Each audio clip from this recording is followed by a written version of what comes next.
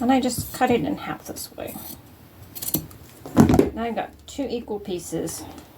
And we'll have to move our buttons around. I don't like that one really, but you could leave it.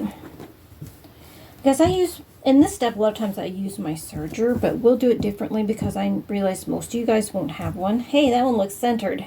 I could just leave him. So we'll decide what we want to do there. Now they got 2 little squares, and they could have been narrower, but if you get them too narrow, you know, your hands or your phone or whatever's not going to fit in. We're going to take these over and we're going to make a couple pockets. And yeah, let's do it.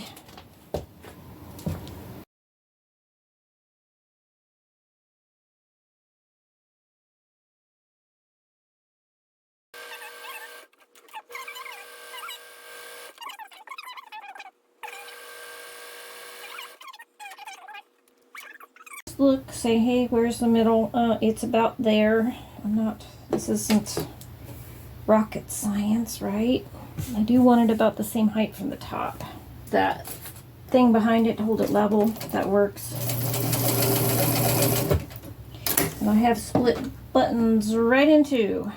And I break a lot of needles, especially if I'm doing denim. Okay, so now, and this part, depending on what you want to see, like it would be fine just to sew it on like that if you want to see fraying and sort of a boho rustic look. But I think I'm going to go on this one and just turn these under like that. And I'll go on this side so I can see, make sure that I got it turned over. And I'm going to just sew the edge down. Oops. No, I'm not. Not unless I put my little footsies back up. Okay. I ain't going nowhere. Alright. Now we're just going to sew this down. Like this. Yeah, my old machine's kind of noisy today. I oiled it too. It should be nice and quiet. I hear a helicopter outside. I don't know if the mic picked that up. There's a military. You hear it? I don't know if it has to pick it up or not. Okay. And we're just going to do that all the way around, so when we go to sew our pocket on, we don't have to worry about folding it under. That's why I'm doing this ahead of time. It'll make it so much easier for you just to put the pocket on than trying to do this all in one step on the garment. Denim pockets are easier to put on, but if you use denim pockets on a lightweight fabric, it will pull the fabric forwards and out, and sometimes it just doesn't look right. So I usually save not always, but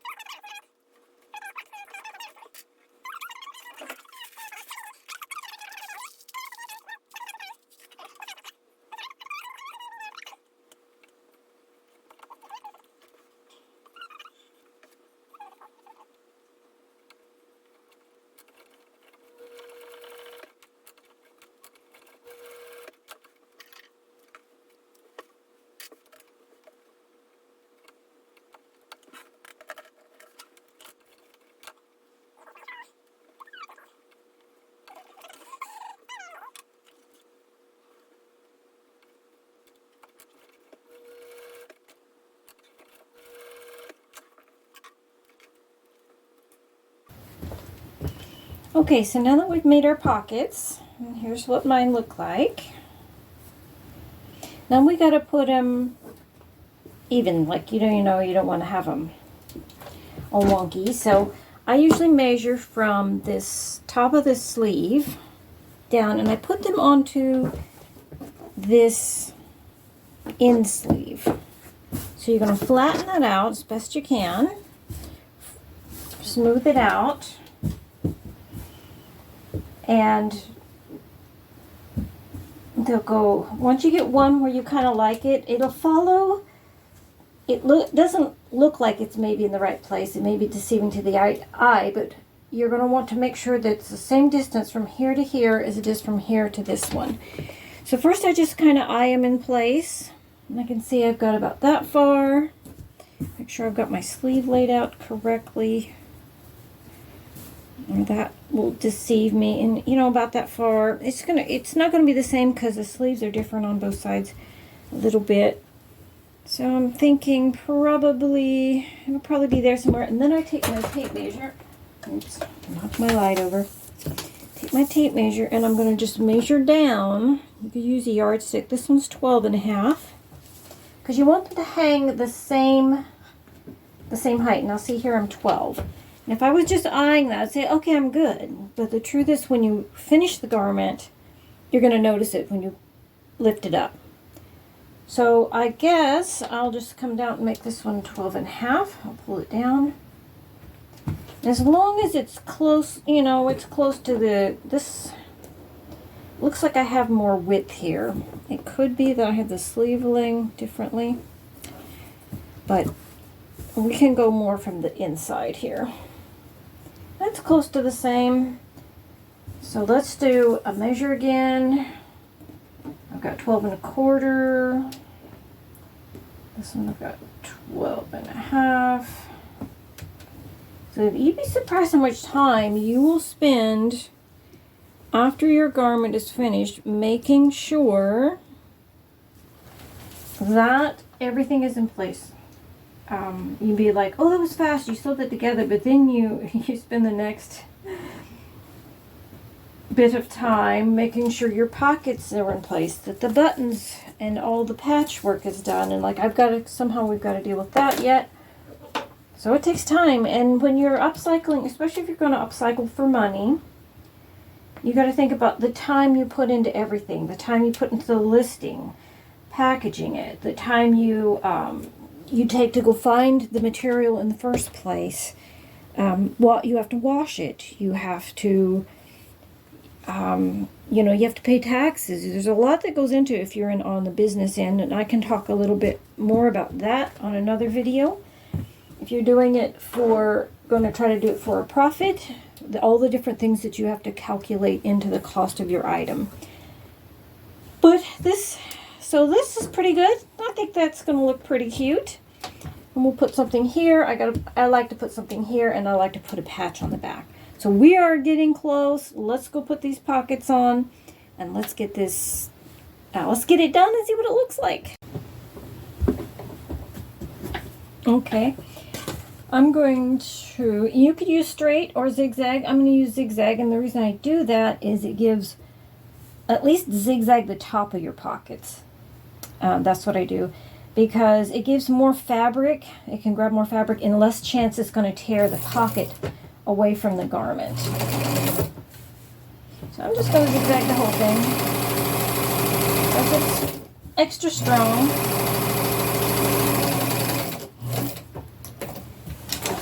If you wonder why I worry about the strength of a garment, it's because I'm really hard on clothes. I do a lot of gardening, outdoor work, stuff like that. I can destroy a garment pretty fast.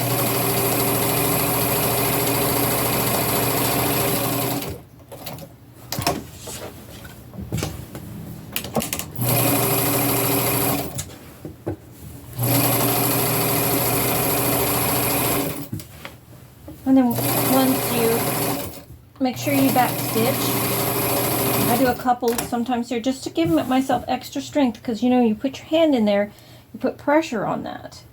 If you've only got one little place, one little string it's hanging onto, it won't take long. You notice on jeans, they'll come over, and you could do that. You come over and put a second stitch there, or sew a little square even, to give it a little bit more strength on your pockets. It's not a bad idea at all, if you have a thin fabric especially. Okay, remove your pins, and clip your strings.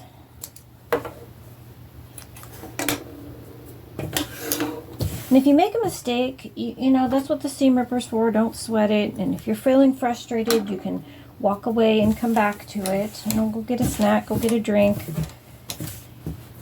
and give yourself a little break. So here we go. We're going to do our other pocket.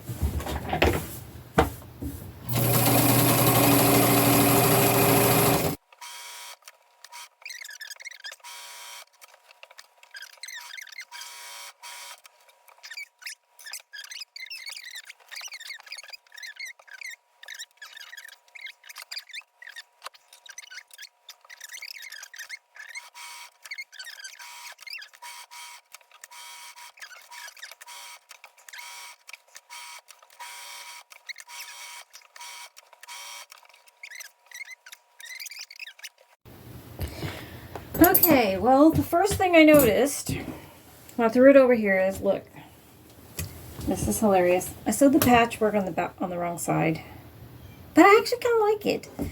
So we're going to do one on the back side, and maybe that will kind of tie into what's up here. So maybe it's a happy accident. So I actually kind of like that.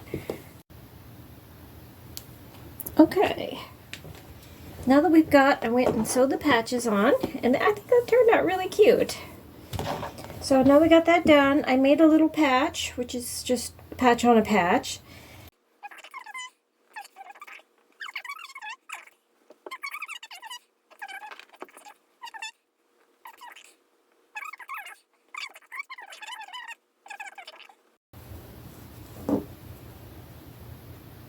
And so I'm going to sew that on, and also probably a couple little buttons here, and we'll be all done. And then we'll have a look-see at what we made.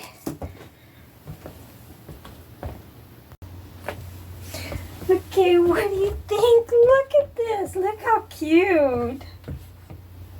Cute it turned out. We did a good job. We did a good job.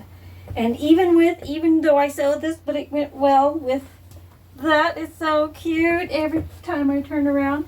So these are lots of fun. If you need to make it a little bit bigger, you can actually do that by cutting into the side. There's a little bit of extra fabric here. Let's see if I can grab one. I have it done. There's where the sleeve comes together. There's always a little extra fabric, and you can cut down and take that extra fabric out and sew a little piece on there, and that's a little bit more complicated, but they can be made bigger. Another thing you could do is add a piece in between here, between where the sleeves meet. You could try that and make it a little bit bigger. But this is so nice. This one will be for sale in my store. All of these are for sale as the making of this video. You know, they can sell quickly, but they're all in my store, and you're welcome to come. Sherry Jones Designs on Etsy. I'll put the link in the description below, and thank you so much for joining me. This was fun. Next we'll be making the pinafore, which is probably one of my most popular items right now. And then we're just gonna make fun upcycled stuff, and I may even do at some point just more vlogging, let you know what I'm putting in the store and what's going on and things like that. So thank you so much, and thank you, Jacqueline, for sending me shirts. One of my lovely customers. I want to give kind of a little shout out and a little mention of her and just thank her. She sent me 15 shirts, and they were just wonderful, and thank you so much. And see you guys soon, and thanks for, and if you like this, please subscribe and share, because I'm just starting. This is all new to me, and hopefully I'll get better as I go along, and thank you so much.